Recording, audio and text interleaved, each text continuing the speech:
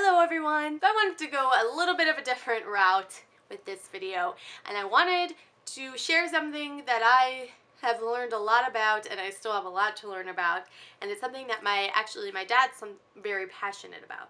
And yes, that is a bug out bag. I wanted to start out with something simple, so I went with a 24-hour bug out bag. The amount of hours that you can survive off of different bags vary. I know my dad, he's very into these things. He's kind of a doomsday prepper. I don't know if he'll admit it, but he is. He's a doomsday prepper. So he has actually multiple bug out bags. I borrowed his 24-hour one today because he's very knowledgeable of all these things. He does a lot of research and he's a very outdoorsy man too. So I thought that I would go off of what he has packed here, and he's actually told me everything that you need to know. And the great thing about bug out bags is that you can add things to them that pertain to you. So say I got in a car crash, right? And this is in my car and I'm out in the middle of nowhere, I don't know when I can be found. So what I would probably keep in my bag is like contact solution and like a contact case, because I wear my contacts very often. So that's something that I would keep in mind that maybe you wouldn't. But this is just basic starter of like essentials that you would need for a 24-hour bug out bag. The best use for these bags is, like I said, in a car if you crash or something. Definitely, we live in the Midwest, so we get blizzards, we get tornadoes pretty often, more than we do like blizzards, and we live on the New Madrid fault line, so lately we've been getting more earthquakes, not as many, but say you live in like the Southern California area, you get a lot of earthquakes. You know, it could be the big earthquake, and if you live in different places you may get hurricanes or something. So this is a good bag to have in case of emergency, but I do think everyone should at least have one in their car. Now, first of all, I'm going to talk about this bag, and actually let me say real quick that most of the items that are in this bag are found at Walmart. I know my dad bought this at Walmart for like, I think it was like $7.95. So, and this is a great size. It fit everything that you need to. You can adjust this here, and I think this is a good fit, so it doesn't take up a lot of space in your car. You can just put it in your trunk or something.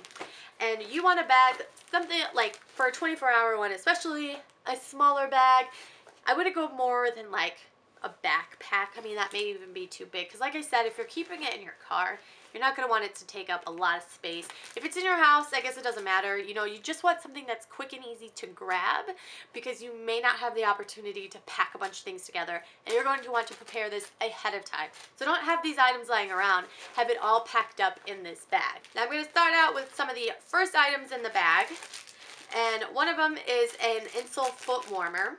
So if it's especially like winter time or something, or even, you know, it gets really cold at night, this is good to keep your feet warm so that you don't get like frostbite and your toes don't go, because your feet and your hands and your ears and your nose are going to be like the first places that are going to get really cold. So you want to make sure that you can keep them as warm as you can. And I forgot to mention real quick that these are, it says right here, good up to 9 hours. So I would keep a couple of these on you so you can really get the 24-hour effect that they give you. And to go with keeping things warm, you also have hand warmers.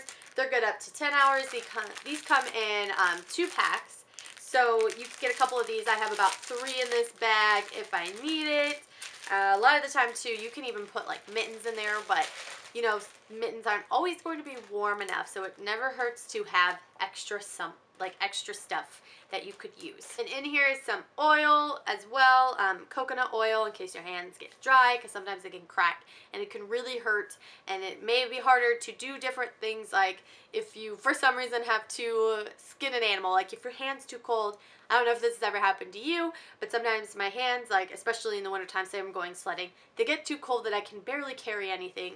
So, and they get really cracked and irritated, so it's always good to keep a little bit of oil on there to keep your hands, you know, moisturized, and it helps with keeping them heated too, so that you're not in any pain. You're going to want to have a tent and some rope to wrap around the tree to keep your tent up. This says it's good for like trees that are 12 feet apart. I mean, if you can't find it, that's okay. That's what this rope is good for. And also the way that it is, it's a reflective tent, so it's going to hold heat in there for you, and it's going to keep you warm, and it's going to be waterproof in case it's snowing or raining or anything. And you want to keep one of these because it may be too difficult for you to build sort of a tent out of trees and leaves and things. You know, it's depending on the weather circumstances. You never know what you're going to work with, so it doesn't hurt to have something already.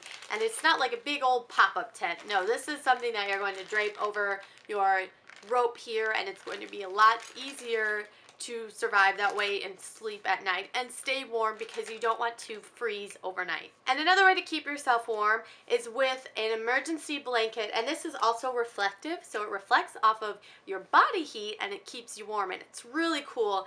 And another thing that you could get with this is a wool blanket, or keep it like an extra fleece blanket or something as well.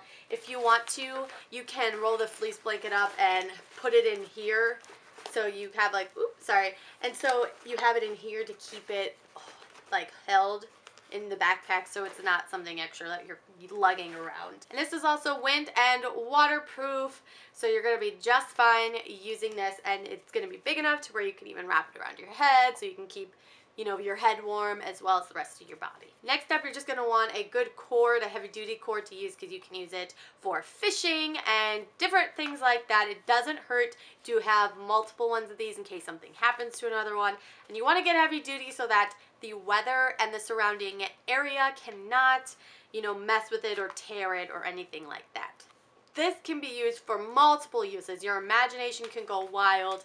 I know you're going to want this in your bag for sure, even if you don't plan on fishing or anything. I mean, you could make traps out of this, whatever your mind can think to do with this, but this is going to be a definite essential in your bag. Be sure to keep first aid kit items such as Band-Aids, alcohol wipes, Neosporin, you know, whatever you may need. The most important thing out of all of that is you're really going to need those alcohol wipes, because you don't want to get any infections, because if you can't get to any safety or anything like that for 24 hours, I mean, a lot could happen, and you don't want an infection to get really, really bad. One thing that is extremely important is food. So these are just emergency food ration bars. You don't have to go with these. I mean, you could just find these even at like Walmart. And this is apple cinnamon. Yummy. So you can taste apple cinnamon for 24 hours. This is 2,400 food calories. But the average person needs about 2,000 calories a day, but is a ration for a reason. So there's 6 400-calorie bars in this, and if you need to, you can eat 200 a day, and it has packed with nutrients for you, so you will also feel full doing this. But you don't want to eat this whole thing in one day, because you're going to need it. And yes, it's 24 hours, but in case it goes a little bit longer, you know you have more food, and if you're with more than one person, you two can both share this. To go with that, you're going to want a flask and fill it with water. You can buy different things where it filters the water for you. There's certain like straws and things that you can buy that filters water. That is maybe something that's more of like a 72-hour bug out bag, but a flask of water is just fine, because you know you can have all the food in the world that you want, but you're going to need water. You know, you can survive 7 days without food, but you can only survive 3 without water. So I'm just going to show you a last couple of items here. One of them is super duper important. Well, I said about all of these things. All these things are important. That's why they're in this bag. But it is a really great knife. Now, you can use little pocket knives, but you want something that's really sharp like this in case you have to, you know, skin animals or things like that. And this is like sharper than a razor. You can cut paper with this, and I would say this is what my dad does. He pretty often uses like a stone block and sharpens them that way, because you want to have the best blade that you can. A dull blade is not going to do much for you, so make sure that it's nice and sharp. I'm going to stop waving that around because that's a pretty intense knife. Now, this next item is really great for starting a fire. So my dad made this himself. He got an arrow rod and glued it to a wooden block and drilled a hole in there. And then he bought a striker. I can't remember the website that he said, but I'll link it down below where he actually found this. He said that's where the best ones come from. And what you do is, I'm not going to do it here because it's scary. So what you do is you strike it multiple times, and then it is going to create a fire. And to help start a fire, you're going to want a couple pieces of fat wood. You can find this, I think he found it really actually cheap, 50 pieces at Menards. He just used some curls. He created a little bit of curls. It doesn't take much. Make sure that you keep this dry because, you know, fire doesn't work on wet wood or sticks or anything. We all know that if you've ever done a bonfire. Just keep it wrapped in a paper towel to avoid it getting damp or anything like that. And it's always good to keep in like extra newspaper or dry sticks, like, you know, the little twigs that you find walking around. Keep like a little baggie of those that are dry just in case you need a fire. Those are just the basic things that you need for a 24-hour bug out bag.